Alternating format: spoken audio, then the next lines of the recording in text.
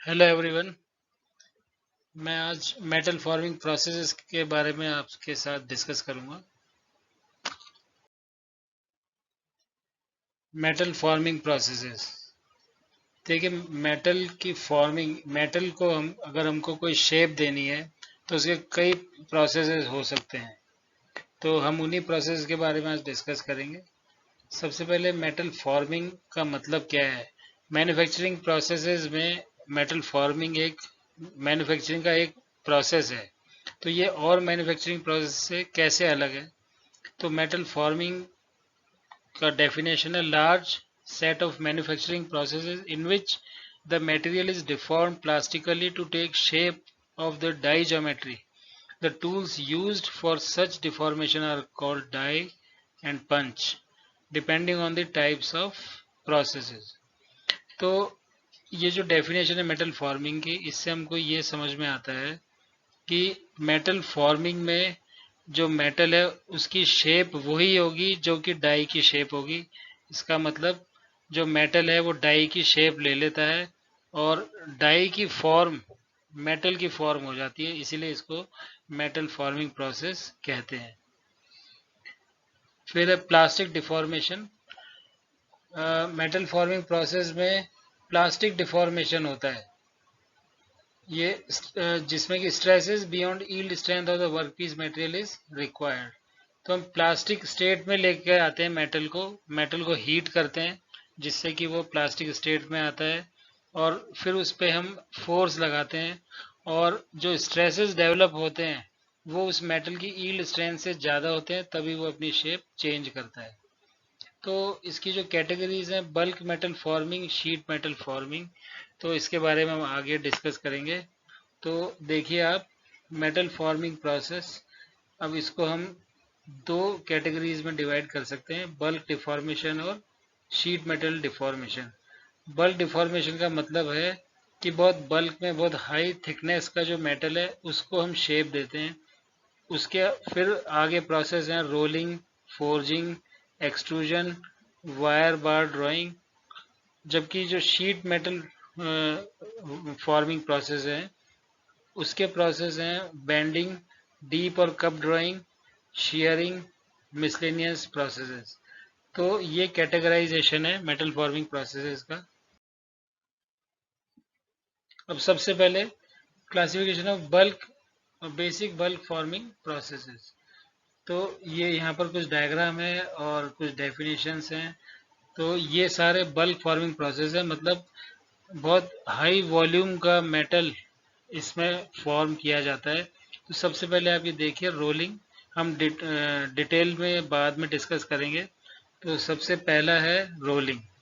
Rolling में हम क्या करते हैं, मेटल को हीट करते हैं, उसको प्लास्टिक स्टेट में लाते हैं और उसको रोलर्स के बीच में रन कराते हैं। तो जब ये रोलर्स के बीच में चलता है तो जो रोलर्स की शेप होती है इसको हम यहाँ फोर्सफुली इसके अंदर एंटर करते हैं मेटल को, और जो रोलर्स की शेप होती है वही शेप फॉर्म हो जाती है मेटल पे। तो यहाँ देखिए rolling, in this process the workpiece in the form of slab और plate is compressed between two rotating rolls in the thickness direction so that the thickness is reduced. तो इसमें जो रोलर्स है इसके बीच में वर्कपीस को चलाया जाता है, बिल्कुल प्लास्टिक स्टेट में ये हॉट मेटल पीस है, इसको रोलर्स के बीच में चलाया जाता है और जिससे कि इसकी थिकनेस हम यहाँ देख पा रहे हैं, ये ज़्यादा थिकनेस है, जब रोलर से पास होके बाहर होता है तो थिकनेस डिक्रीज हो जाती है। The rotating rolls draw the slab into the gap and compress it. तो जो रोलर्स हैं ये वर्कपीस को ड्रॉ करते हैं, खींच रहे हैं अपनी तरफ और आगे की तरफ वर्कपीस मूव हो रहा है। The final product is in form of sheet, और जो फाइनल प्रोडक्ट है वो एक शीट की फॉर्म में, जिसकी थिकनेस कम हो गई है, ये एरो है, इस डायरेक्शन में ये बाहर आता है और शीट की फॉर्म में ये बाहर निकलता है। दूसरा जो प्रोसेस है forging, the workpiece is compressed between two dies containing shaped contours. The die shapes are imparted into the final part. तो इसमें देखिए ये जो ब्लू कलर में ये वर्कपीस है ये भी बिल्कुल प्लास्टिक स्टेट में है, बिल्कुल हॉट है, और ये डाई है जिसमें ऊपर ये हैमर बोलते हैं हम इसको, और नीचे डाई है। तो इसमें हम क्या करते हैं कि जो हॉट मेटल, इसको दो डाइज के बीच में फोर्स लगाते हैं, तो जो डाई की शेप है वर्कपीस भी वही शेप फॉर्म कर लेता है। तो ये फॉर्मिंग का दूसरा प्रोसेस है। तीसरा है extrusion. In this, the workpiece is compressed or pushed into the die opening to take the shape of the die hole as its cross section. इसमें हम क्या करते हैं, ये जो वर्कपीस है इसको, ये मूविंग डाई है, इसके अंदर हम फिल कर देते हैं। ये रैम है, और जब इस रैम से हम इसको फोर्स लगाते हैं तो जो डाई है यहाँ पर एक होल बना हुआ है। अब ये होल अलग अलग शेप का होता है जिस तरह का हमको प्रोडक्ट चाहिए। तो जब इस रैम को हम फोर्स करते हैं वर्कपीस पे, तो वर्कपीस इस डाई से बाहर निकलता है। तो जो डाई की शेप है वही शेप ये वर्कपीस फॉर्म कर लेता है। तो इस प्रोसेस से हम रॉड्स, ट्यूब्स ये बना सकते हैं। जो चौथा प्रोसेस है वायर ड्राइंग, वायर और rod drawing, similar to extrusion except that the workpiece is pulled through the die opening to take the cross section. इसमें हम क्या करते हैं, इसमें कोई एनक्लोज कैविटी नहीं है। इसमें जो वर्कपीस है वो प्लास्टिक स्टेट में है, और इसमें हम इसको, ये जो डाई है इसके थ्रू पास करते हैं, और इस एंड से हम वर्कपीस को पुल करते हैं। तो इन दोनों में डिफरेंस है। तो वर्कपीस को जब हम पुल करेंगे तो ये इस डाई से बाहर आएगा, और जो डाई की शेप होगी वो ही इस वर्कपीस की फाइनली शेप होगी। तो ये चौथा फॉर्मिंग प्रोसेस है, वायर ड्राइंग। अब ये जो मेटल फॉर्मिंग प्रोसेसेस हैं, इनको दो ब्रॉड कैटेगरीज में हम डिवाइड कर सकते हैं, कोल्ड वर्किंग और हॉट वर्किंग। तो कोल्ड वर्किंग देखिए क्या होता है, it is generally done temperature below recrystallisation temperature. तो इसमें हम मेटल को हॉट तो करते हैं, लेकिन हम जो टेम्परेचर मेटल का रखते हैं वो उसके रिक्रिस्टलाइजेशन टेम्परेचर से कम रखते हैं, और उस टेम्परेचर पे हम इसकी फॉर्मिंग करते हैं। तो इसके एडवांटेजेस जो हैं, close tolerances can be achieve. तो बहुत अच्छी इससे डायमेंशनल एक्यूरेसी आती है, क्लोज टॉलरेंस हम अचीव कर सकते हैं। गुड सरफेस फिनिश अच्छी होगी। तो जहाँ पर हमको सरफेस फिनिश चाहिए और क्लोज डायमेंशनल टॉलरेंस चाहिए, वहाँ पर हम कोल्ड वर्किंग करेंगे। थर्ड है because of strain hardening, higher strength and hardness is seen in the part. तो क्योंकि इसमें स्ट्रेन हार्डनिंग होती है, तो अगर हमको हाई स्ट्रेंथ चाहिए, हार्डनेस चाहिए, तो हम कोल्ड वर्किंग की तरफ जाते हैं। Grain flow during deformation provides the opportunity for desirable directional properties. क्योंकि इसमें ग्रेन का फ्लो होता है डिफॉर्मेशन के समय, तो हमको जहाँ पर जिस तरह की, मान लीजिए हमको एक ही वर्क पीस में कहीं पर ज़्यादा हार्डनेस चाहिए, कहीं पर कम चाहिए, तो हम उस तरह से इसके ग्रेन को फ्लो करके उसकी मैकेनिकल प्रॉपर्टीज को चेंज कर सकते हैं। Since no heating of work is involved, furnace fuel electricity costs are minimized। तो जनरली ये लो टेम्परेचर पर होती है कोल्ड वर्किंग, तो इसलिए इसमें हमको बहुत ज़्यादा हीट और फ्यूल, इलेक्ट्रिसिटी, जो भी एनर्जी का सोर्स है वो कम चाहिए। तो इस तरह से एनर्जी सेविंग होती है। Machining requirements are minimum resulting in possibility of near net shaped forming. तो इसमें मशीनिंग की रिक्वायरमेंट कम होती है। जैसे ऊपर के एडवांटेजेस में हमने देखा, इसमें सर्विस फिनिश अच्छी है, तो मशीनिंग की रिक्वायरमेंट इसमें कम होती है। ऑलरेडी इसकी सर्विस फिनिश अच्छी होती है। इसके कुछ डिसएडवांटेज भी हैं। Higher forces and power are required, क्योंकि जो टेम्परेचर होता है मेटल का वो कम होता है, तो वो इतना सॉफ्ट नहीं होता, तो इसलिए उसको शेप देने के लिए हमको ज़्यादा फोर्स की रिक्वायरमेंट होती है। Strain hardening of work material limit the amount of forming that can be done.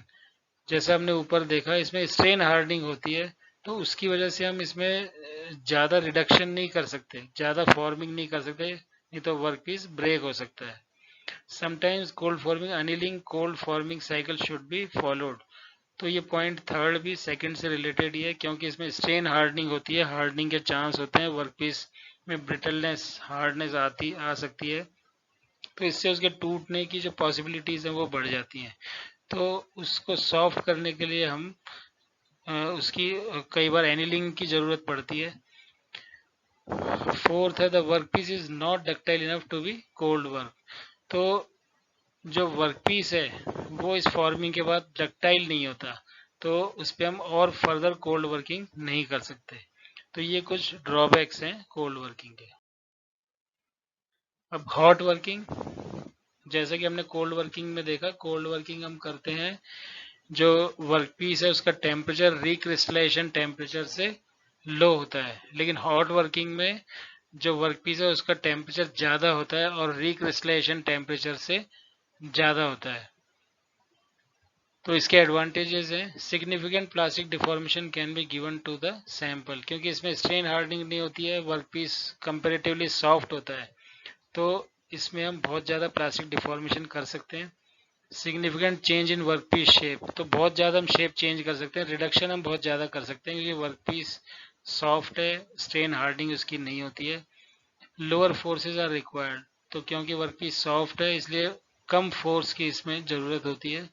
Materials with pre mature failure can be hot formed, तो अगर मान लीजिए इसकी वर्किंग करते वक्त वर्कपीस टूट भी जाता है तो हम फिर भी उसकी फॉर्मिंग कर सकते हैं। Absence of strengthening due to work hardening, तो इसमें इतनी स्ट्रेंथ नहीं होती क्योंकि इसमें वर्क हार्डनिंग होती है। डिसएडवांटेजेस, इसके कुछ डिसएडवांटेजेस हैं।